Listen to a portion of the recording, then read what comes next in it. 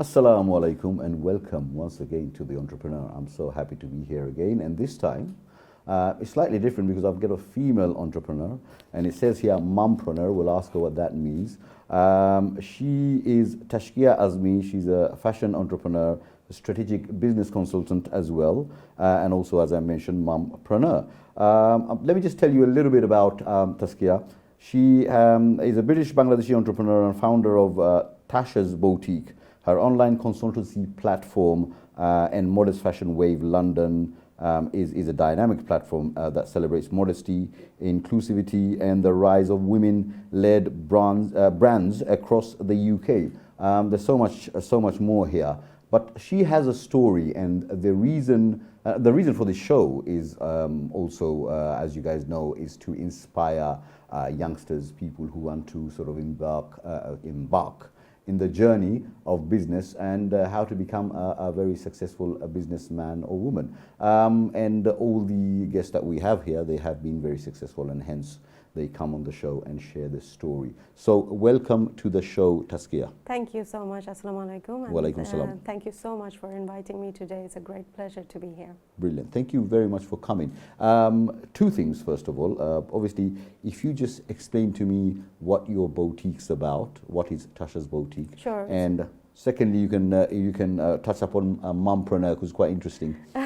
Sure. So Tasha's Boutique was founded when I was going through the maternity phase, maternity leave.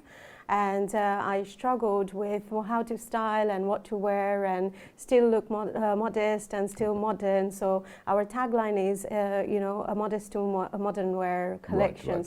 So, someone who wears it can still feel quite trendy, but still within the modest limits. Right. And so that's what Tasha's Boutique is about. We do from abayas to cord sets to different type of ranges that we have, right. Dresses, long dresses, and so on.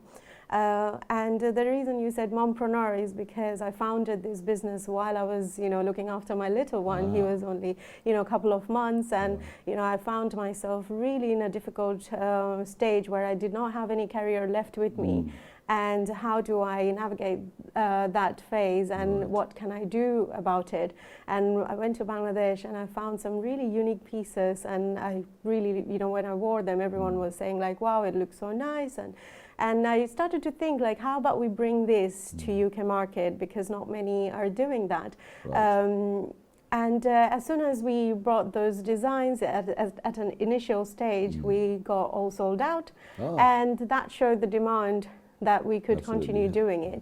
And that's when I sort of started to look into it more with depth, and that's how we found. Here you are today. Mompreneur is a new word. You're probably the founder of this word. Maybe you need to see if you can do something with it. So mompreneur is basically a mom who has become an entrepreneur, right? Yeah, it's very simple. I just wanted to hear from you. It's a rhetoric question. Now, you've mentioned with regards to your boutique. Is it limited to the Muslim community, or modest could be worn by anybody? Yes, modest is, nowadays these big brands, Dolce & Gabbana, yep.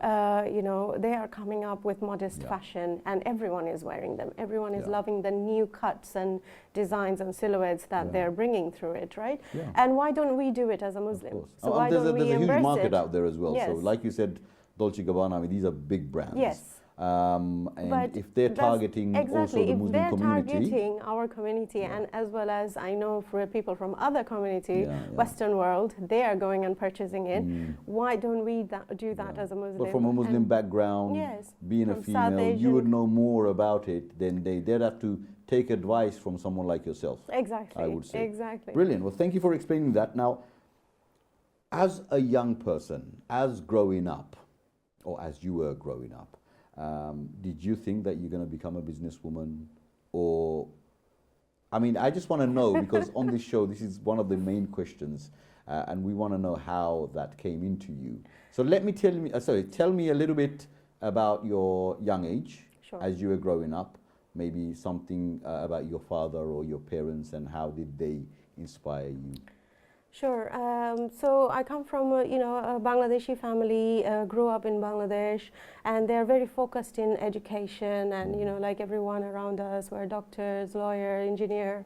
They were very focused with education and trying to get that degree done, right? So when I told my family I was not into I was not into looking into studying law or engineering or anything like accountant, they were quite surprised, to be honest with you. And that's when I chose to study, kind of like tourism and hospitality business management.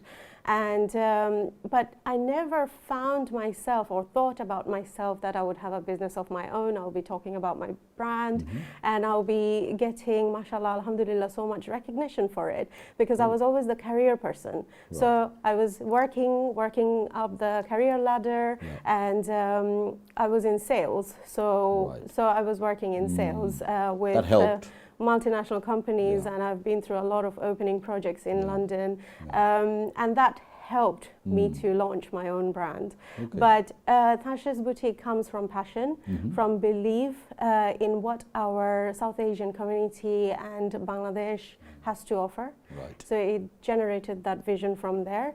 And now we are bringing a lot more into it, and my events background also takes place now that we will be doing a modest fashion showcase London, which is an upcoming event. So all kind of like interlinked now, but when I started it, I never imagined myself being a kind of like an entrepreneur business lady. So was there anybody in your family that was somebody quite known for being in business? I'm just trying to understand. We do have a lot of family members that are in business, but the main exposure I think I had when I came to UK first time, and I saw so many people in business and how they're doing it, especially in the Bangladeshi community. They have opened their restaurant businesses, real estate, and they're mashallah doing so well. And also that changed when I got married to my husband, and he's a business person as well. So he always say, do something for yourself. How long you going to work for someone, right? So he was encouraging you then, not like this made a difference, I think. Not like some husbands that say, oh, you don't have to work, you can just stay at home and do the cooking and cleaning. He was encouraging. He was encouraging. Right. He was he did tell me, do something that is more powerful and meaningful to you. It means a lot when you get support from especially your husband, right? Yes, it does. But also, self-belief is very important, because there are good days and bad days. There are good business days, there are bad business days. But once you know as an entrepreneur that you have a good product, good vision, you need to stick to it, no matter who's supporting you and who's not supporting you. Because if you rely on community and if you rely on closed ones to support you, it might not happen. Okay. So I mean, it's, as you mentioned, you've got business people, but you didn't really look at that. No, I didn't. What kind of was the crux of the sort of matter when you wanted to become? You thought, okay, I'm going to do something now. Even though I've had encouragement from my husband and whatnot, I've read some of the bits and pieces of your biography. And you were in a sort of a situation where you were not well at one point. Yes. Is that right? Yes. And also then you became redundant from your the company from that my you used to work corporate job that I had. So instantly it did not come. I found and that's why I support women to start their own businesses today, because I was so focused with my career. I was so focused on delivering my task and getting that recognition and promotions, and alhamdulillah, mashallah, I was very well rewarded with my promotions. But it's the time when COVID-19 pandemic hit, and that's when people was not sure what to do anymore. And imagine if I had a startup business 5 or 6 years back then, I would be running it maybe online stuff or something, right? So I never thought about it. I have given all of my expertise, knowledge and strength into all of these companies, but when COVID-19 came, they did not back me up. So they sort of put us into kind of like a time off, and then started doing all the redundancy. And these companies, I'm talking about like really large central London companies, right? And that time it was so much going on. I had some sort of like a minor stroke when I faced like the facial facial paralysis. And I found myself at a really difficult, challenging situation at that point. And after a couple of months of furlough, I was made redundant. So, you know, like it was very hard, but it took a new shift in my life. And everything started to change. So first you fell ill, and then yes, you had yes, and I feel like I just fell down the hill like all the way, and it started to move again, and I didn't want to waste any time anymore. So that's when I thought of, you know, taking my life under my control. I manage it, alhamdulillah, all the business decisions myself. Yeah. And I believe in vision, so I have a strong vision. If I have been able to input so much into these large companies, I feel like I have better knowledge to, you know, manage my own brand. So okay, fantastic. Yeah. I mean, you are a mum, as you mentioned before, you're a family woman as well. Being, you know, having a busy schedule, day-to-day business running and so forth. How many kids do you have? I have only one son, alhamdulillah. Okay, so only one son. Yes, so you're managing that well well with regards to the school runs and everything. Yes, he's about to start. So far it was all right. But I think even when he starts, it's manageable, because then I will get more free time. Okay. Because then he will be, you know, in school, and you know. So I think it's been hard when he was really young, because then I had to work like really late nights, and I had to manage times with different countries. And I had to manage him at the same time, making sure he's not being compromised with, you know, the lifestyle. Yeah, because that's important as well. What kind of upbringing he's getting, what kind of time as a mother from a mother, you know, that he's getting. Exactly. So I have to, you know, a lot of time I'm on a 4-hour sleep, or you know, like waking up really early or going to sleep really late. It's hard work. But it gives me that satisfaction. Yeah. It gives me that encouragement that I don't get from probably no one. And at the end of the day, when I execute something really good, and you know, people are appreciating, that's You've got to like going. challenges. If you're in this this game, I'll call it a game, if it's all a part of life, you've got to like challenges. Yes. Yes, because it is very because it is very unknown, and it's very challenging. It's a lot of high demand in there. But when you have the right mindset, you're focused, I believe with the right focus, you can achieve so much. Brilliant. Okay. Difficulties. What kind of difficulties did you face in Tash's boutique itself, and how did you overcome it? Difficulties was, I think, you know, because, you know, we're a small business, so capital is one thing. Obviously investing a lot of money into it, and not sure whether that would sell out or not, and you know, so small steps at a time. That was my approach. So not big huge investment, but we still did quite a bit. But difficulty was to start everything from scratch when no one knew me, when I moved to Bristol, and nobody knew me.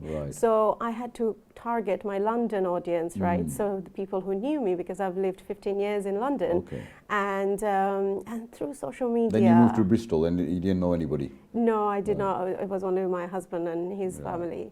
So I had to reconnect with my people, and social media has such a great power. And you know, now we get orders from Japan, like, you know, like, you know, with right collaborations, with the right people talking about our brands. Did you approach the community for support when you started it off? I did. Or? Yes, and how did you find that? I did not find that very well initially. I think our Bangladesh community, we need to sort of stand by each other more. Also, it's the knowledge of entrepreneurship, I think, because not many people, for example, like, you know, I would say in the Pakistani or Indian community, they're quite advanced. Yes, they Everyone, every family, they have multiple businesses. You know, even females, they're doing it. They're leading the show.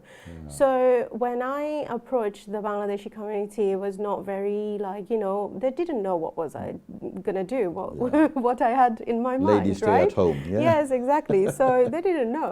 And then I started liaising with all these, you know, other parts of South Asian community, especially female entrepreneurs. And that's when we got a lot of interactions and connections, and they started, you know, spreading the word out there. And that's how we... Well, you showed them. You're quite well known in the community now in Bristol. You came to the Bangladesh Summit in Bangladesh Center. Yes. You were invited. So you've made a difference. You've made a dent, which people notice. Thank you. Which is a good thing. What I wanted to say is our Bangladeshi community, we need to support our brothers and sisters. Yes. We need to, and I for one, when I see a Bangladeshi doing something different, doing something inspiring and, you know, noble, for example, I go out there and I try to sort of highlight them, yes. support them, whatever ability I have. And I think everybody, if we had that in us, you know, our community would expand. Of would course. be. You know, my son 100%. was even telling me today. He said, "Abu, you know, we Bangladeshi, we need to get out there. You know, we need to." Yes. And he speaks in that way because we need to get out there. We need to be there. You know. And I'm like, "You're right, son. You know, what are you doing about it?"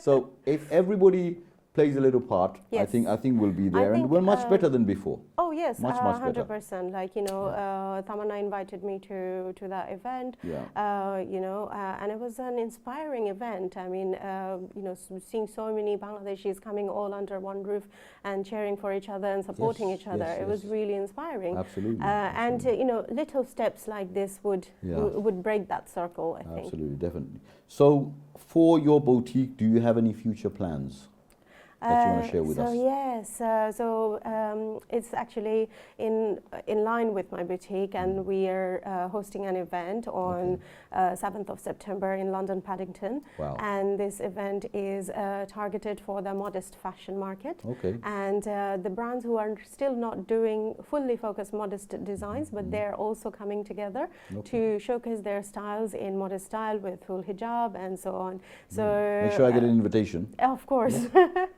And That's yeah, not so very far from me, Paddington, actually.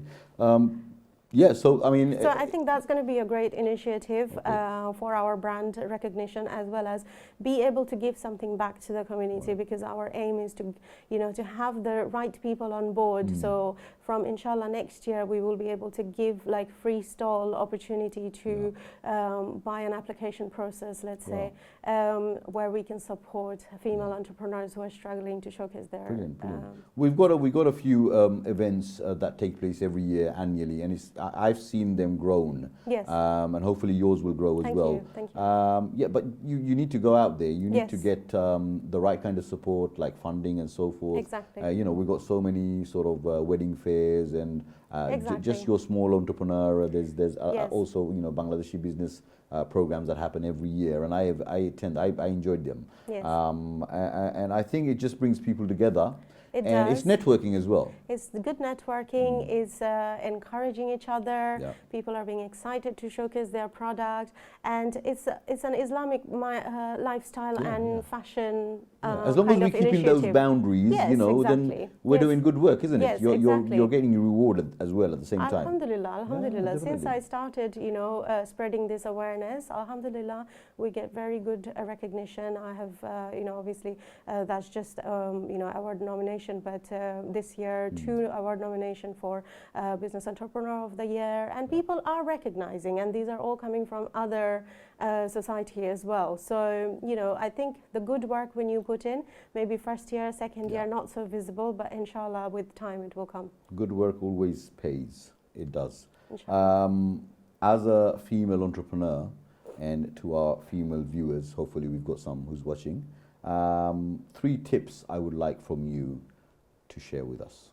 I think 3 tips. I think believing in yourself, in your strength and ability. That's very, very important.